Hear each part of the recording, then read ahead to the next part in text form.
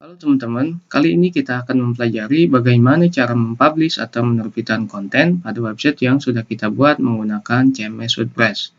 Untuk membuat dan mempublish konten, kita bisa menggunakan dua fitur yang sudah tersedia pada WordPress, yaitu post dan page. Ini ya, post dan ini page. Sebelum kita mempraktekannya, mari kita kenali dulu apa itu post dan page dan bagaimana perbedaan dari kedua fitur tersebut.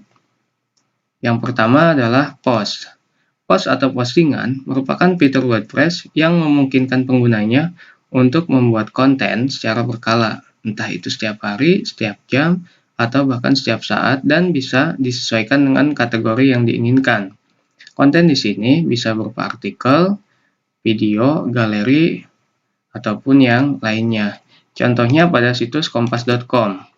Semua artikel berita yang ada pada situs ini bisa disebut dengan postingan. Mengapa begitu? Pertama, artikelnya sangat rutin dipublish atau diupdate. Setiap hari pasti kompas.com ini mempunyai konten yang baru atau berita yang baru. Yang kedua, semua artikel akan dikategorikan sesuai dengan jenis berita tertentu.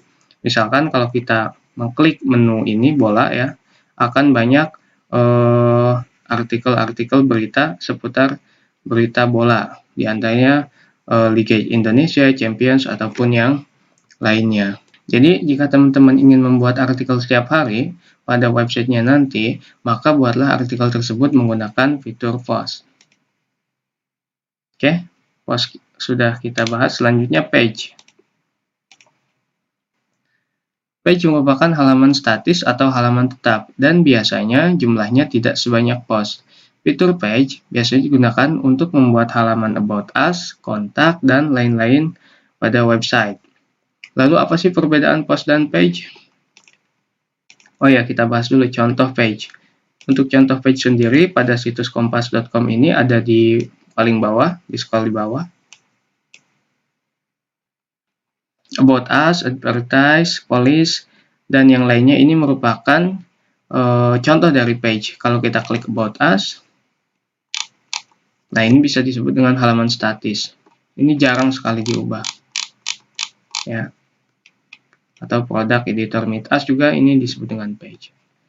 Oke, lalu apa perbedaan post dan page? Dari penjelasan tadi, kita bisa menemukan beberapa perbedaan. Yang pertama, post bersifat dinamis, sedangkan page bersifat statis.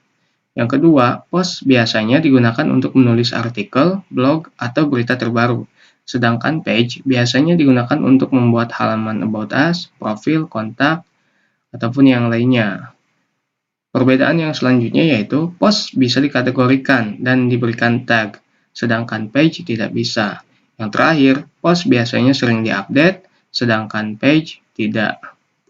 Oke, untuk pengenalan post dan page seperti itu saja. Sampai jumpa di video selanjutnya.